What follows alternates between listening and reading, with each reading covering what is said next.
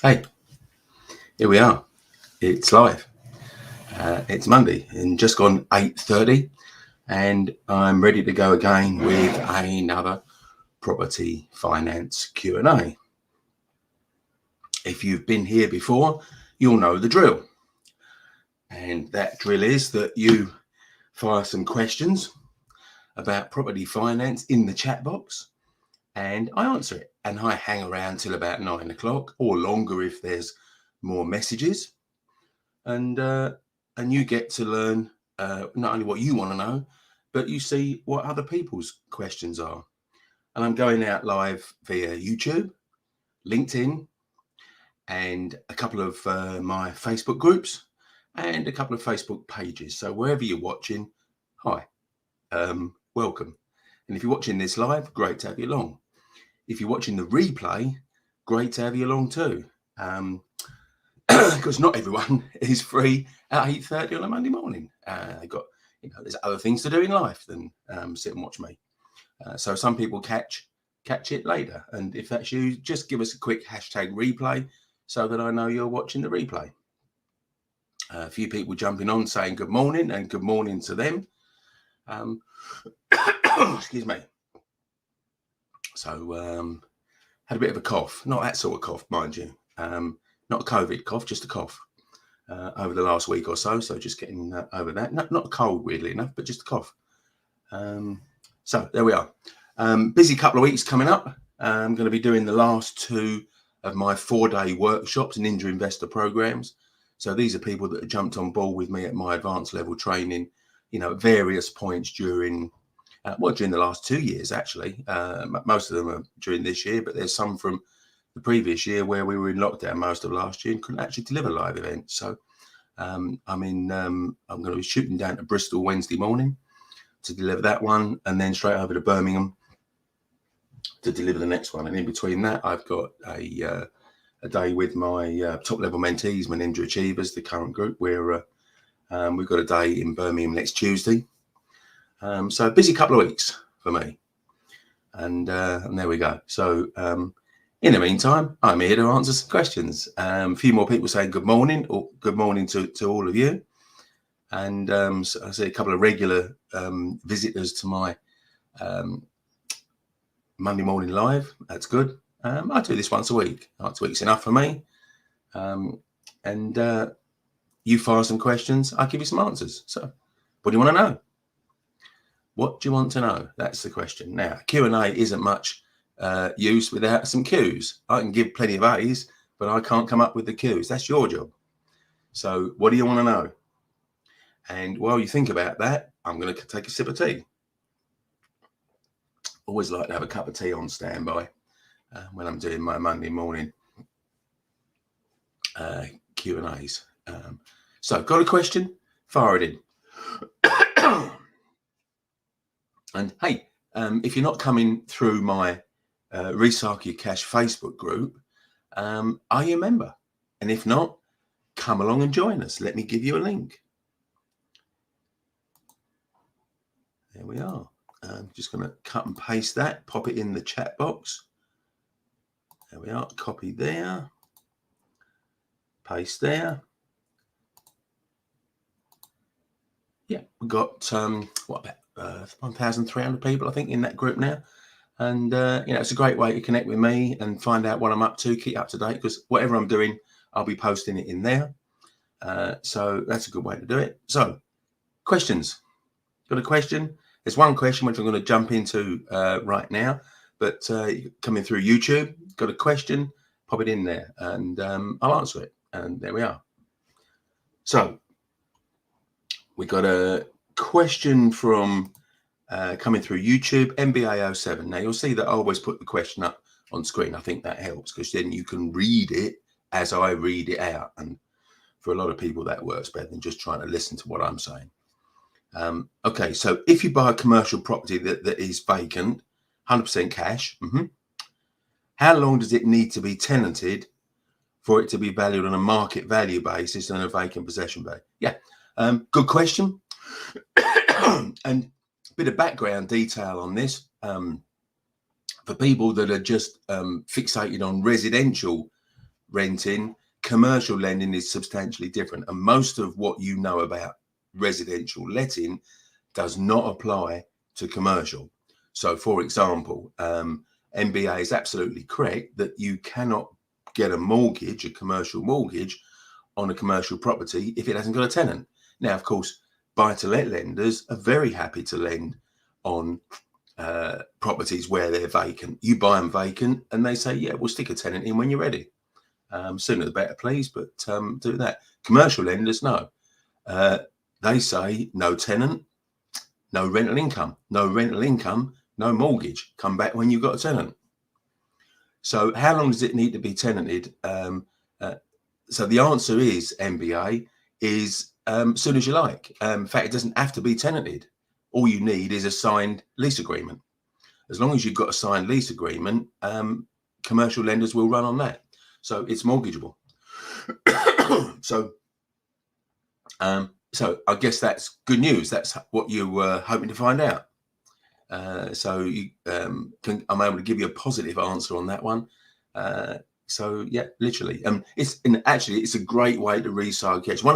It's one of the I talked to you about. I said I'm going to deliver my 4-day Ninja Investor program in Birmingham and Bristol over the next couple of weeks. And vacant commercial properties is one of the strategies that I teach. Buy a vacant commercial property at its vacant possession value, put a tenant in there, and boom, the value immediately goes up to a multiple of the rental income. And then you can put a commercial mortgage on it and pull back most of your cash, maybe all of your cash. So it's a great recycle your cash strategy that I've been teaching pretty much for the last 10 years. And see, there's another difference, isn't there? There's a difference between commercial and residential letting. Now, a residential property, the value doesn't alter if it's got a tenant or it hasn't got a tenant. So it's got a bricks and mortar value, and that's the end of it. Whereas a commercial property, because it's valued on a multiple of its rental income, as soon as you put a tenant in there, the value jumps up. So it's a way of recycling your cash that you couldn't. It doesn't work with residential. Only works with commercial. So if you can buy it cash, that's great. If you can't buy it with cash, then we've arranged bridging finance a number of times to help people buy a vacant commercial property, and then arrange the commercial mortgage to pay back the bridging loan, or in MBA's case, to get their cash back out. Now, if you need a commercial mortgage, MBA, we'd love to do it for you. You can find my contact details. You're coming through on YouTube. So just go to my homepage, look on the tabs along the top, look at about, and you can contact me through there. Excuse me. Sorry about the cough. Okay, slurp of tea. On with the questions. Good. Actually, before I do the next question, hey, are you coming to my Winter Feast networking event? It's in Windsor, 27th of November, 10 till 4 o'clock. It's £47 for the day. There's absolutely guaranteed no pitching, no selling. We'll have a couple of really interesting speakers talking about conversion projects, commercial to resi. Got Kathy Waddington talking about that. And we've got Mike Woods doing a barn conversion. And masses of networking time, long breaks in the morning and the afternoon, 2-hour lunch break.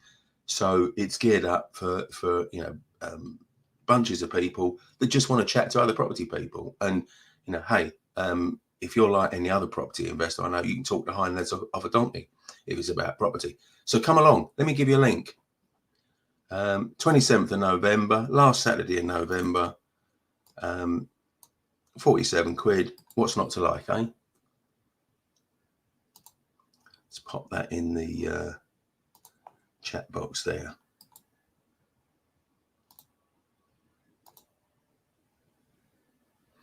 I'm doing these twice a year. I do a summer barbecue and a winter feast. People love them. I went to I ran a summer barbecue back end of July, and people said, Kevin, this is brilliant. You've got to come and run this event again. We just love it. Just love the chance to sit down and chat, not be sold to, no sort of hidden agenda, just a day's, just simple day's networking. So come along, be great to see you there. Right, so we've got a few more questions rolling in now, so let's get cracking on those. Here we are. So we got Glenn, morning. You got a call with a motivated seller later. You want to offer a lease option, but it needs 40k to finish off halfway through a flip. Okay, so let me see if I've got what you're talking about here. So you want to do a lease option, and you've got a motivated seller, so presumably they want the money in their bank quickly, and you want to do a refurb before you sell the property on. So is it risky? The end value is 550, purchase 380. So you're buying it at 380, you're going to spend 40 on it, and then you're going to look to sell it for 550. And so what about the, what's that? What about the 130k profit? Are you going to keep all that, or are you going to split that with your seller, owner? So, you know, working on a lease. Okay, so here's the thing, Glenn. A lease option is not a legally robust contract. So, you know, there's the potential that it could be challenged in court. And, you know, if you're looking to make off with 100 grand plus, and the seller's not going to get a slice of that, then that really gives the, you know, just working on human behavior, that gives the seller a motivation to actually not agree to sell it to you. Now, I've seen this unwind in the past where, you know, they can see that, so your seller's seeing that you having spent 40 grand on their house, they're now sitting on a 550 grand house, and they're thinking, hey, you know, I'd like to sell it for 550 and bank the cash. So my question to you, Glenn, would be, have you tied it up tight enough to avoid that happening? So, or are you trying to do some sort of assisted sale contract where you'll spend 40k, and the deal is you get your 40k back, and then you split the difference or split the extra with the seller. So, you know, if you're making 130, you get 65, the seller gets 65. Is that the deal you've got? Because, you know, that would be more equitable on that. Give me a bit more info on that if you want to. Happy to help you, Glenn. So here we are. Somsay, there we are, is a regular watcher. Good to have you live here. You normally watch the replay, Somsay, but you're here live today, so that's good. So Somsay says, my letting agent takes viewers on my apartment. He said some renters rent the apartment and then turn to SA. Is this something going on without the landlord knowing? Yeah, I guess it could be. You know, there are some devious people out there, some say. There are people that would say, hey, let me rent your property, and they'll pay you, you know, sign an AST, pay you monthly, and you think everything's okay. But effectively, they're subletting without your knowledge on a night-to-night basis. And, you know, you might find your apartment is on Airbnb or booking.com or something. Now, if you've got a mortgage, some say, you are in breach of your lender's conditions. And if the lender finds out, they're going to send you a cease and desist letter, which is stop doing this, go back to renting it on a normal AST. And if you don't, we'll repossess your property. So really serious stuff, some say. So, yeah, I'm sure this is happening. You know, now, a more upfront rent-to-renter would seek your agreement to do this rather than do it behind your back. it still doesn't help you stop. It's still a breach of your mortgage lender's terms, so you shouldn't be doing that unless you've got a specific serviced accommodation mortgage, and you're going to pay a higher rate for one of those. So, yep, it's a valid concern. It's real stuff. I'm sure it happens. There we are. Thanks for your question. Scrolling down so I don't miss anyone here. Okay, Hope's coming through on YouTube. There's someone that wants me to buy her house for 35k and it needs 20k to refurbish it. Yep. So what's your question there, Hope? Sounds a cheap house, but it could be in a rubbish part of the country where you have cheap houses and scabby tenants. So I'm not sure what your question is there. Maybe you put a further question in, and I'll scroll. As I scroll down, I'll find it. But there we are. So okay, here. So we've got a Facebook user here now. What does this mean? If you haven't seen this before, I explain it every time someone comes up. But when you're coming through a Facebook page or a Facebook group, you have to give as a security thing. Facebook say, do we have your permission to put your name on there? And if you don't tick that box, then it just comes up as Facebook user, and I find out who it is when I drill down later in the day. So, okay, you're looking at a fully occupied commercial mixed-use building. 3 flats and 3 shops. Got a 25% deposit. Okay. Are there mortgages that use the income of property to qualify? As my income is quite low at the moment. Yeah. Okay. So the only type of mortgage you're going to get on this, because it's 3 flats and 3 shops, it's part commercial, is a commercial mortgage. And the commercial mortgage is based on the rental income of the 3 flats and the 3 shops. So they're less interested in your personal income.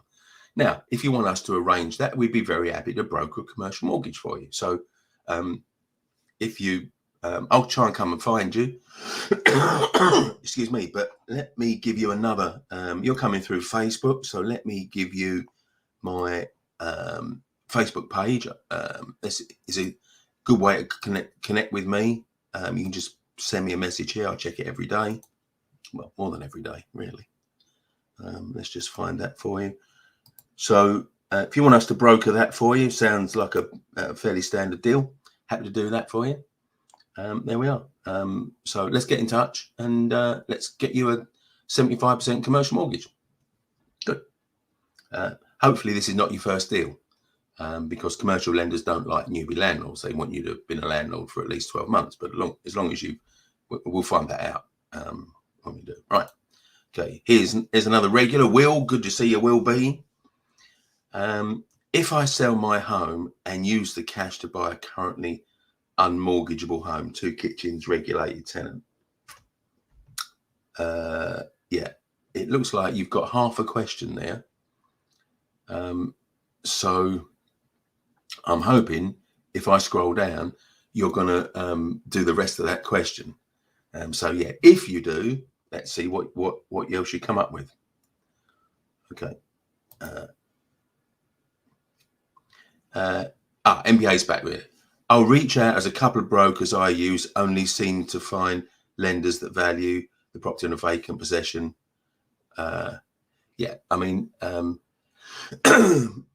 please do, MBA, because, commercial is different to resi, as I've said to you, in many ways. And if you're dealing with brokers that are mainly resi, they won't understand the intricacies of that.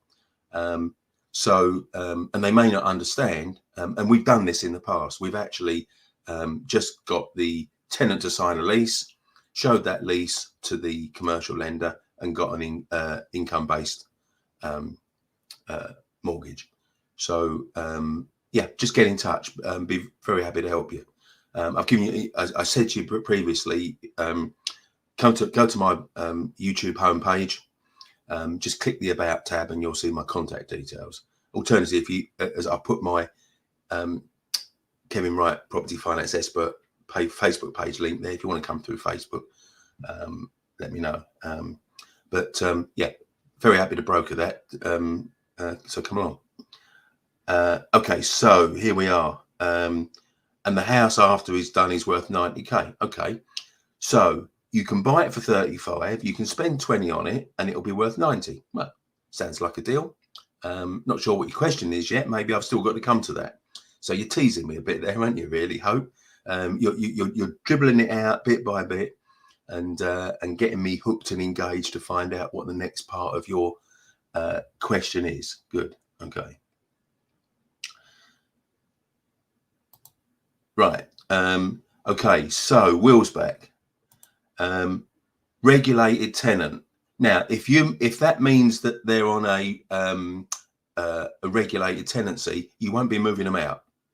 Don't be under any misconception that your tenant's going to leave. They've got a right to occupy for life. This is not an AST. They've got a right to occupy for life. They've got a controlled rent, which is probably less than 50% of the market rent. And the landlord, whoever it is, you or anyone else, cannot unilaterally increase it. You can only apply to a rent tribunal once every 2 years to increase the rent. So they will have been there for at least the last 32 years, because the last regulated tenancy agreement was in January 1989. After that, ASTs came into force. So you need to rethink this one, Will, because that tenant ain't for moving. If they're still there now after 32 years, and they've probably been there longer than that, they're very, very aware of their rights, and you won't shift them. So you need to go back to the drawing board on that, because that's not a deal.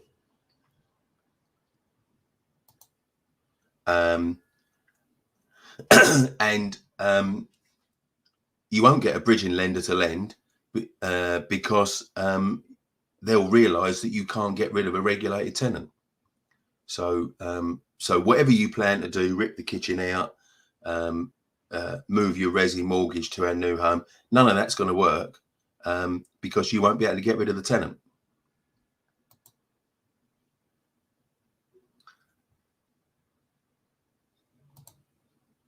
Glenn says, reach out to you, give you some more context. Great, love that, Glenn. So again, as I said to MBA, either go to the About on my YouTube homepage, which we are coming through, or contact me on my Facebook page, whichever is the easiest for you. And happy to make sure you get this right, because you don't want to throw 40 grand of your money in a deal that you actually end up losing the 40 grand. And I have seen that happen. I have seen people spend money on someone else's property on an option contract, and the owner has been a bit smart, and they've managed to outwit the investor and keep the done up property and wriggle out of the option agreement. So yeah, okay. So a few more people saying good morning there. So there we are. Good to see some people there. What's the service accommodation interest rates? Roughly, we're 25% down. That's going to depend, on mortgages. Yeah, I got that. It's going to depend whether you've got an existing serviced accommodation business or not. Because if you've got a track record as a service accommodation business, commercial mortgage lenders will lend to you, excuse me, in the same way that they would lend to bed and breakfast, guest houses, boutique hotels, that type of thing. Anything from 3.5% to 7.5%, something like that. It's very much bespoke lending. So the more they like you, the less they'll charge you. Very simple. If you haven't got a service accommodation business, then you're looking at just a handful of more obscure buy-to-let lenders that would permit SA usage, and you're probably looking closer to 5%. If we can get you less, then of course we will. Now, is that just a generic question, Genie Genie, or have you got a deal that you want us to broker for you? If you have, ping me a message on my the link I gave you earlier on, property finance expert, and let's get cracking on it for you.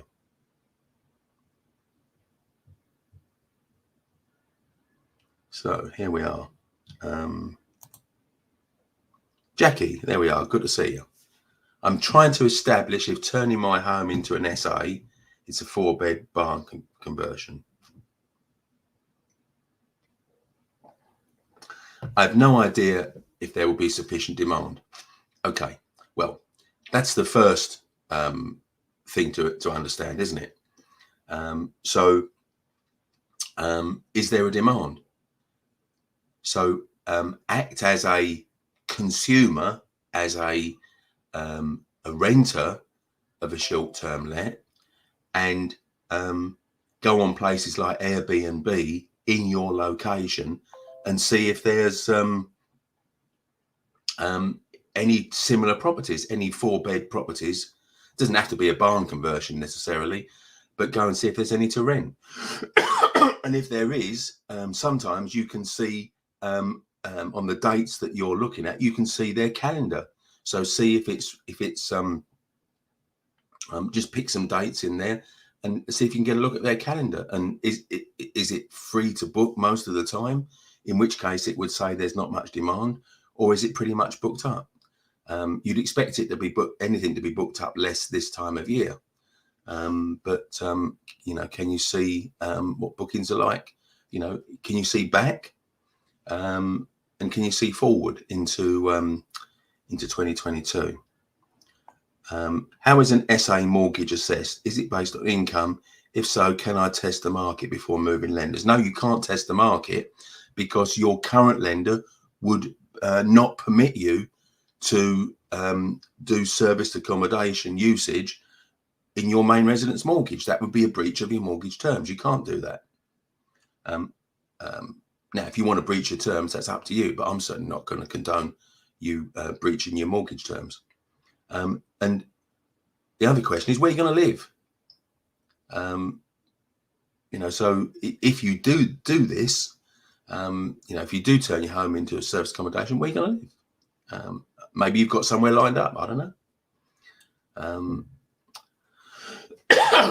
So how is an SA mortgage assessed? Well, clearly you haven't got an SA business, because we were talking about that just now, weren't we, with Genie Genie? You haven't got an established SA business, so it would the rental income would be ignored. All you would get is a buy-to-let mortgage, but a buy-to-let mortgage from a very restricted group of lenders that would allow SA usage, because it's a breach of most buy-to-let mortgages too, because they have a minimum rental term of 6 months and the rental contract needs to be an AST. So you've got a number of hurdles here, Jackie, to get this going. First of all, you've got to see if there's any demand, and I'll give you some pointers on how to do that. If it is, then you need to see how much you could rent out your property on an SA, but on an AST basis, on a normal tenancy basis, because without any experience, no mortgage lender is going to lend to you based on turnover on the SA income. They're only going to lend to you on a normal AST income. That only changes once you've been renting it out for a year, and then you potentially can get a mortgage based on its SA income. So hope that helped. Not an easy thing to try and do, but there we are. So wish you luck if you try and do it, but don't be messing around with lenders' terms and conditions the way you do it. Good. Okay.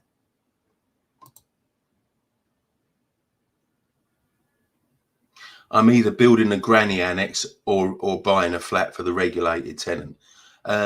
Okay, well, as long as they agree, they might say, get stuffed, we're not interested. And okay, so here's the point, Will. For at least the last 32 years, various people will have been trying to get them out of that property, and they're still there, which means everyone else that's tried has failed, which means you're not likely to be successful. Sorry to be blunt, but that's how it is. You know, these people, know their rights. They know they've got a good deal on a regulated tenancy, and why would they be shunted into a granny annex or buying a flat?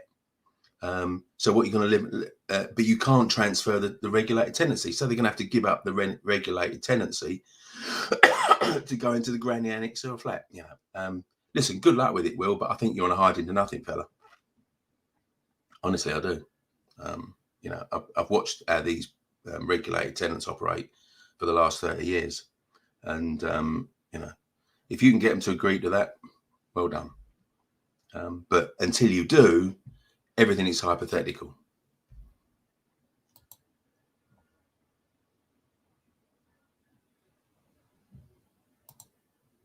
She's very happy to move and very happy to take on. Well, there you go. There's always an exception to the rule. Okay. So I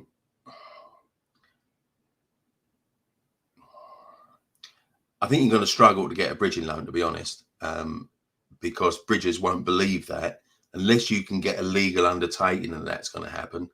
Then I've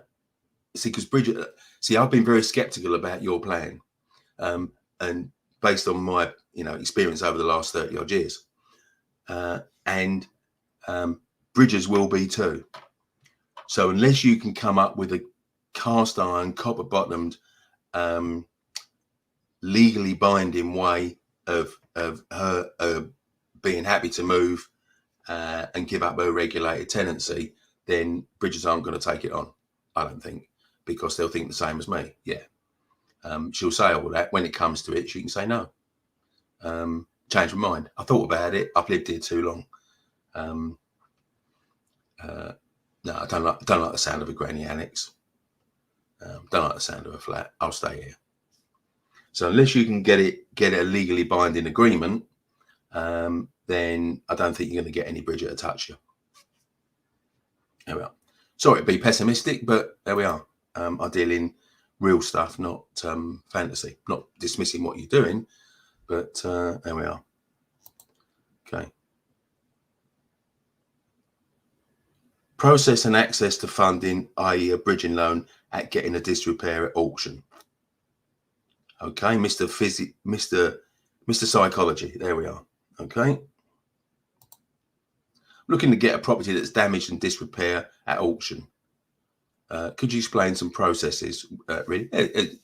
Very simple. There's only one process. Go and bid for it. If you have the winning bid, you got 28 days with most auctioneers to get a bridging loan. Most bridgers are geared to release the money within 14 to 28 days because they work extensively with auction properties. So we routinely broker auction properties. The chances are, Mr. Psychology, is you won't be buying it because you'll get some idiot in there that will bid way more than is reasonable price for doing it. But good luck with your bidding. And if you are successful with the winning bid, then we'll you give us the numbers.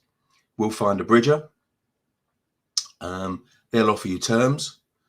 You accept the terms, and we'll process it, keeping you informed all along the way, and you get your money within the 28 days. Pick a good solicitor, because if anything's going to screw it up, it'll be your solicitor, the one you picked, because they're usually too slow. So before you appoint any solicitor, tell him it's an auction property. Tell him you've got 28 days to complete, and get their commitment. They'll work at that time frame before you get to take them on. And if they won't, don't use them because they'll screw you up.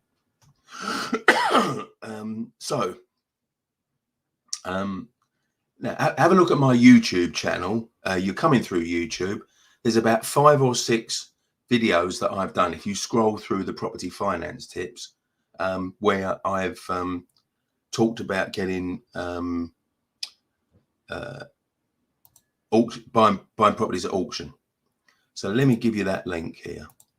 So you get a bit of time to do that. Can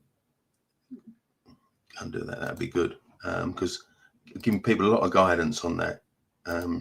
Big thing is make sure you read the legal pack, because sellers love to just shaft auction buyers that don't read the legal pack, and you could find you're paying a few £1,000 more for that property than you thought you were.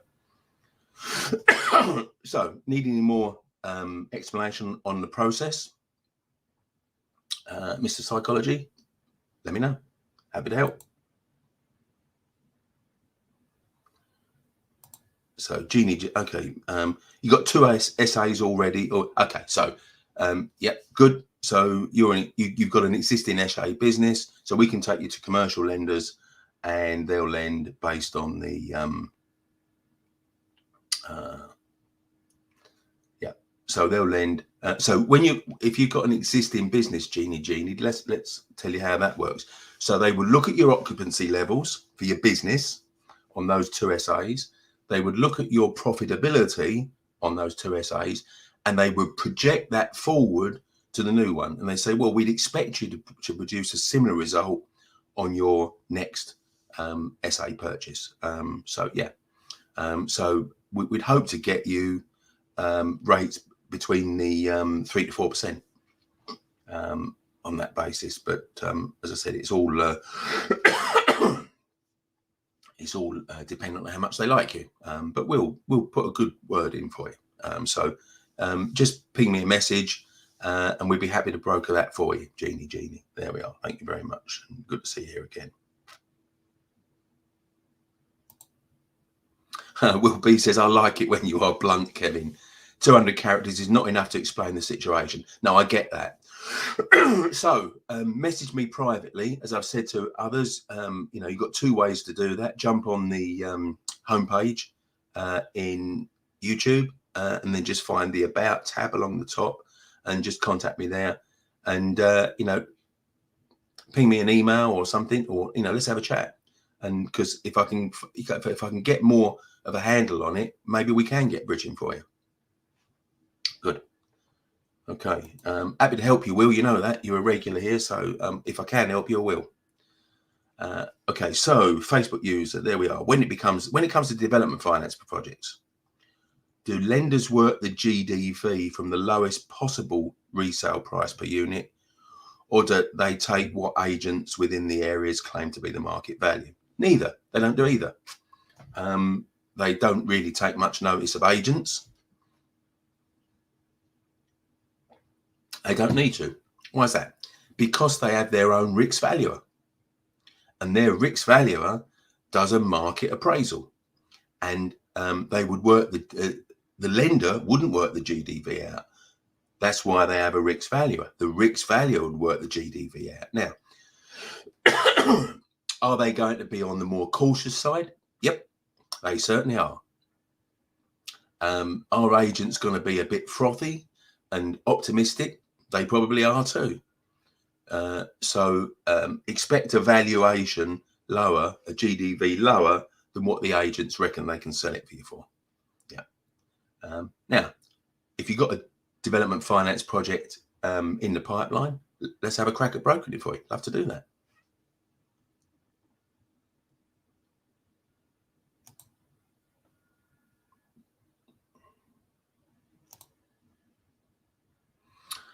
It's Harpreet, one of my advanced level students. Hope I'm well. I am.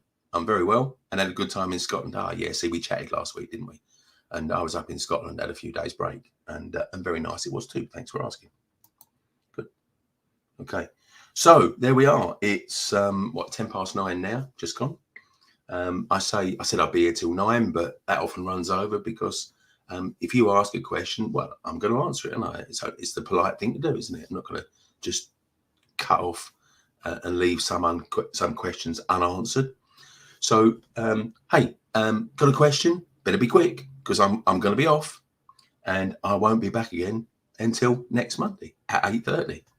And when I say that, it's often a flurry of questions too. And literally, just as I'm just literally going to press the button to end the broadcast, someone pops up with another question, and I hang around to answer it. So, last chance to get a question in this week. Rob said, great content as always. Good, thank you. Glad you've enjoyed it, Rob. So I'll be back next week, 8:30 on a Monday morning, and we'll do it all again with some more questions about property finance. And you can get some knowledge, either ask your own question or just watch and see what other people ask and learn that way. It's all good, isn't it, really? It's all good. So there we are. I'm going to be off down to Bristol this week, running my 4-day Ninja Investor program, Thursday to Sunday. And I'll see you next week. So in the meantime, have a great week. Book up for the winter feast. Details are in the actually just pop that in there again for the winter feast. Come along and spend a day with me and a bunch of other people that are in my community, and let's have a day's really good networking. Come along, you'll love it. There we go. Pop the winter feast in there. So I'll see you next Monday, 8:30, and I'll hope to see you on the 27th of November in Windsor. We'll have a great day together. In the meantime, catch you soon.